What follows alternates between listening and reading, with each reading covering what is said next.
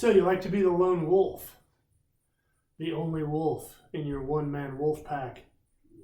What's the Bible say about that? Were we designed to be the lone wolf? Let's get into that right now.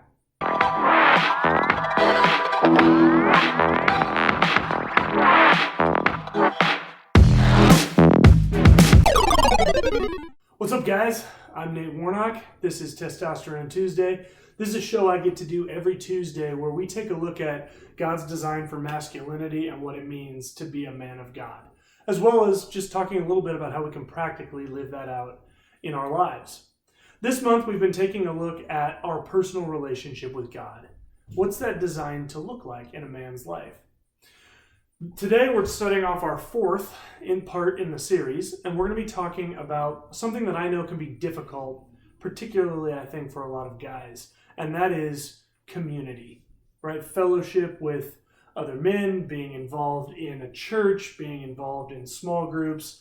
You know, so often as guys, we want to be running solo, right? It can be a combination of pride. It can be a combination of maybe some past experience where we literally just can do it better, doing it ourselves than doing it alongside others.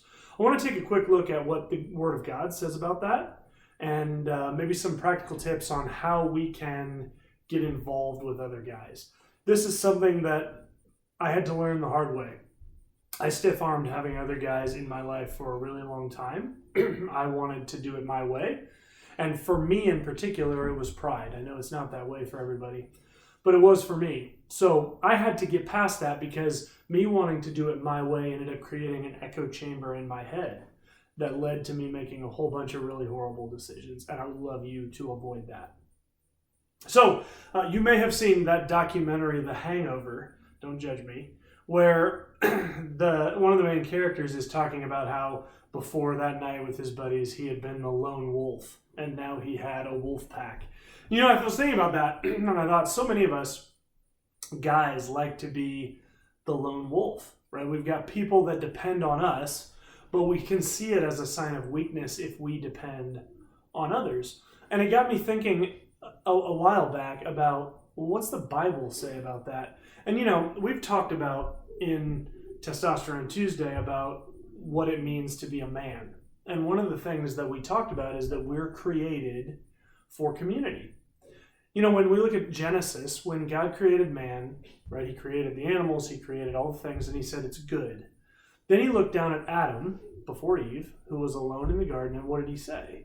He said, it's not good for man to be alone. You know, I don't think it was just God that came to that conclusion. I think Satan sees that as well when God created Eve, because when you look at Satan's temptation through the serpent in the garden, it really is an attack on community. Right? What does the serpent tell to Adam and Eve? He says, well, do you really need to be obedient to God? Do you really need community with him, or can you do it alone? Because the temptation was, you eat of this fruit and you will have perfect knowledge of good and evil. You will be like God. Well, I don't need God if I'm like God. But I don't need that community with him. I don't need to be dependent upon that relationship with him if I can be him. And that was ultimately the temptation that led Adam and Eve astray.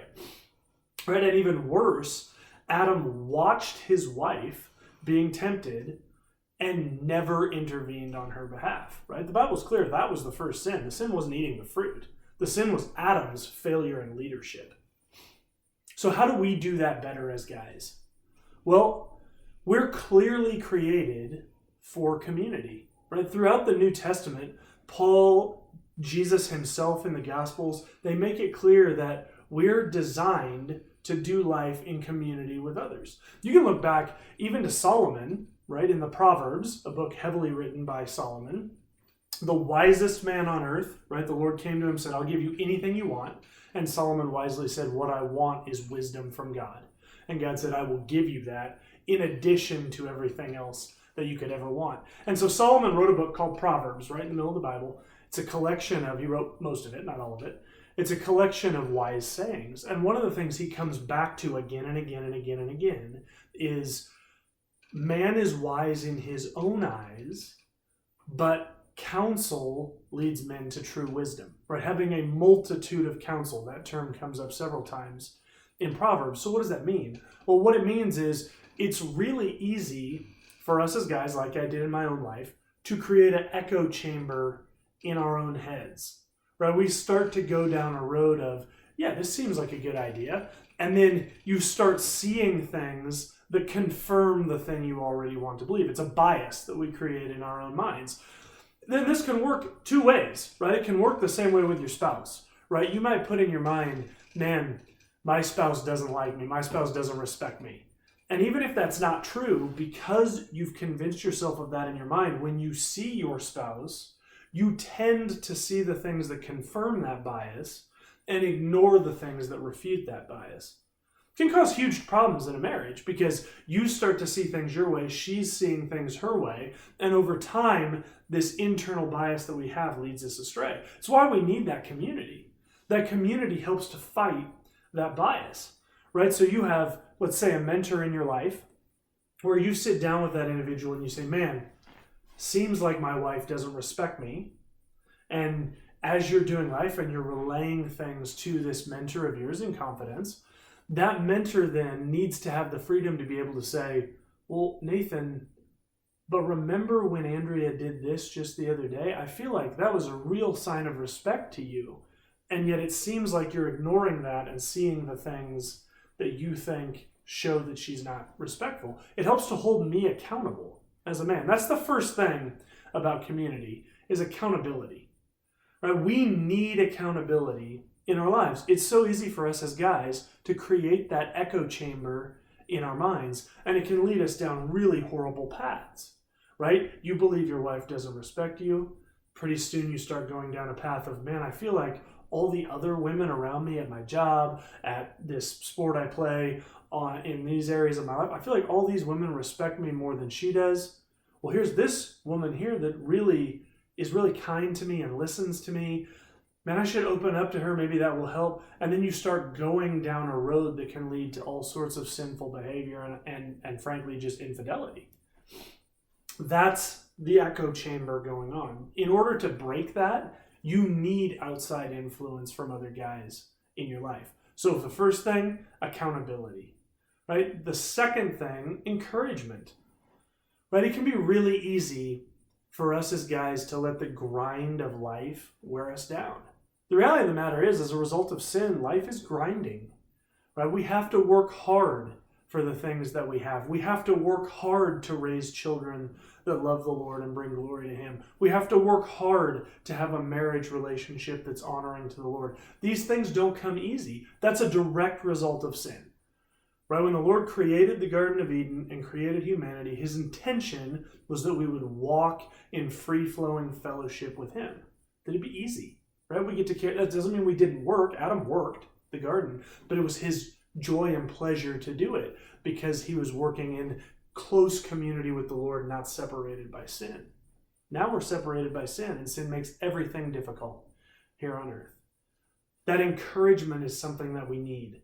Other people around us that we see going forward with the Lord, that we see the struggles maybe they're having in their own lives, where we can encourage each other, where we can see the things that they're going through and go, man, I know where you're coming from. Man, let me encourage you in this. Keep working hard. It might seem like the discipline you're putting in your family isn't working out and that your kids don't care, but keep at it, because I've seen the result of that in my own life. We can encourage each other and push each other to continue running the race of life well together. Another thing that community really helps with is growing us in our faith. This is really the thing that relates to our personal walk with the Lord, right? So when I have other people, man, you know what? The Bible can be difficult to read and understand. Prayer can be difficult to pursue a lifestyle of prayer and live in close, intimate relationship talking with the Lord. Our community around us, including our church community, Bible study communities, those just friends that believe as you believe and that can encourage you, those things help to push us in our relationship with the Lord. You have someone to talk to about, man, I just read 1 Thessalonians where Paul's talking about the day of the Lord and what it looks like in the end time when the Lord comes back, and I don't understand, and I feel like I don't even want to look in Revelation because that can be so confusing and frankly scary, and I don't understand that. And someone can come alongside you and say, yeah, but let's take a closer look at that. When Paul talks about in 1 Thessalonians about that, he says, I want you to know these things that you can be encouraged. It's not meant to be scary, but it can be difficult to understand. And you have people around you that can encourage you in growing in deeper relationship with the Lord. It takes some of the fear and the feeling stupid maybe, and the sense of condemnation. It can take those things away in your walk with the Lord because you have someone to encourage you, to help you grow in your relationship with the Lord, to grow in understanding. It's what Paul did for the churches that he had. Now, I can't imagine the conversations Paul and the followers he had with him, Timothy and Silas and the other men who walked in close community with him. I can't imagine the conversations they had as they dug into what was going on in those churches, the Old Testament scriptures, and how those things applied to their lives today. Man, they must have had incredible conversation because they walked in close community with each other. Another thing that community does that's incredibly important for us as men is what we like to call admonishment, right? I mean, there can be times when we can get off track and we need that community to help push us as men back on track. There can be times when we get lazy in our parenting. There can be times when we get lazy in our marriage, and we need that community to help us go, Nathan, you're getting lazy. Right? Your kids are counting on you to raise them the way the Lord desires them to be raised and help push me back on track. Right? I mean, I can start to veer off, and it's that community around me that helps push me back on track. I mean, we operate a lot like a herd. If you've ever seen a herd migration, right? Maybe they're running from a predator. And you can see the ones in the middle. They start to maybe go off track a little bit, and the ones next to them bump them right back on track. And it keeps the whole herd moving together. Right? You've probably heard the analogy, but it's an apt one, that the ones that get eaten in that herd are not the ones in the middle that are running and bumping up against one another and pushing each other towards the same goal of escaping the predator. The ones that get eaten are the ones that they shoot off the side of the herd because they want to do it their own way and they want to do it alone. Satan works the same way. In fact, the Bible refers to Satan as like a ravenous lion searching through the earth for those whom he can devour. He is bent on your destruction. And the way that you can fall into a pattern where destruction can come upon you is because you want to try and do it alone. Don't be that. I did that for years in my life. I tried to do it my own way. And Satan had his way with me. And some of the worst decisions I've ever made in my life, I made thinking I was doing the right thing, but having zero people around me to help encourage me and keep me on the right track. So what do we do? Right? Practical. What do we do? I would encourage you in two things. One, be involved in a community of believers, a church, right? Find a church that you can be involved in with your family. Now, I use that word involved carefully. It's easy to attend a church, right? It's fine to pack up the family and go find a church somewhere and sit in the back row and listen to what the pastor has to say and, sway to some nice music and then go home.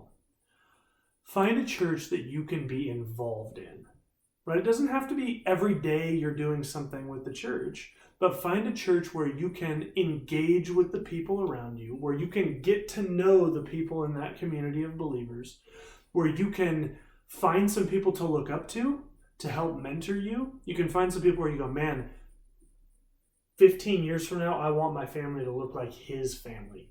And then rather than just observing him from afar, go to that individual and say, hey, can I talk to you about what it's like to be a godly husband, a godly father? Invite that mentoring, that community around you. The second thing that I would encourage you to do is join a Bible study. For me personally, a lot of churches have groups that are just for men, groups that are just for women, and groups that are for couples, right? Both the guy and the girl attend them together. A lot of people differ on this, so I'll give you my opinion, and you feel free to process through it on your own. If you have time and capacity in your schedule to do a men's group and a group with your wife, that's what I would encourage you to do. Because I think those fulfill two very different goals, right? It is great to be encouraged as a couple, pushed as a couple. That couples Bible study can be great for that. For me, my opinion is if you only have time to do one, find a men's Bible study and get involved in that group.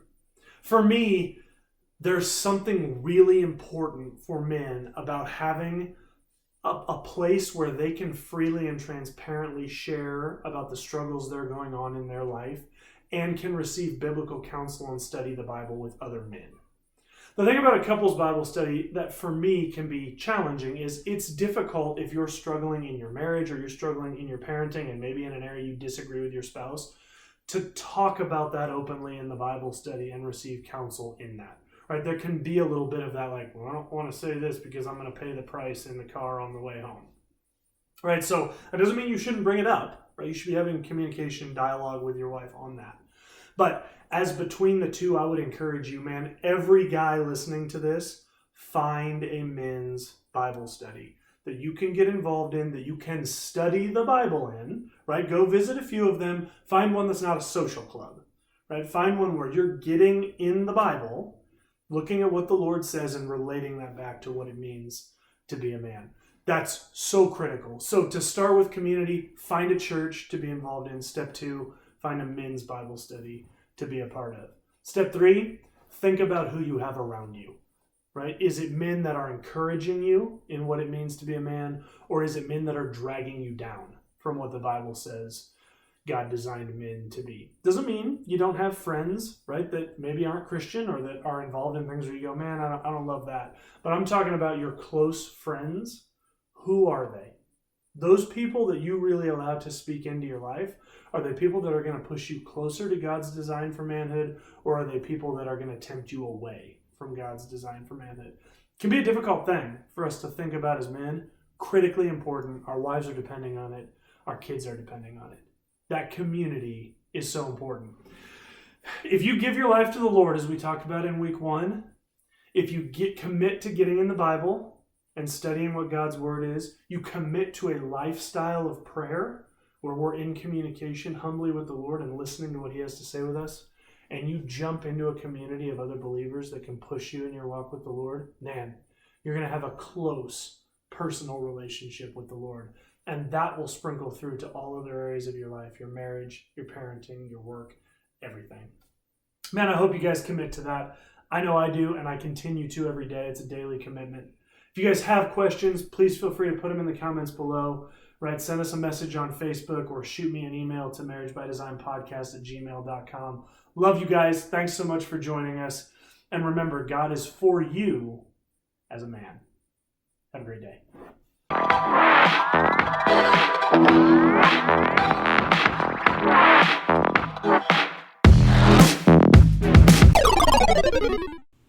Hey, thanks for joining us on Marriage by Design. If you were impacted by this video, like it by hitting the thumbs up below. Also, don't forget to subscribe, and once you subscribe, hit the bell icon so you can be notified when new episodes release. Excellent. Also, one of the huge pillars of our show is interactivity between us and you. So we would love you to comment down in the comments below if you have thoughts about this video, or if you have questions or other things you'd like to see considered in the future. In addition, if you'd like, you can email us. That's marriagebydesignpodcast@gmail.com. We're also on Instagram @marriagebydesignpodcast, or you can find us on Facebook by searching Marriage by Design Podcast. Finally, if you want to, you can tweet at us. We do have a Twitter account that is @MarriageXDesign. Thanks, and have a great day.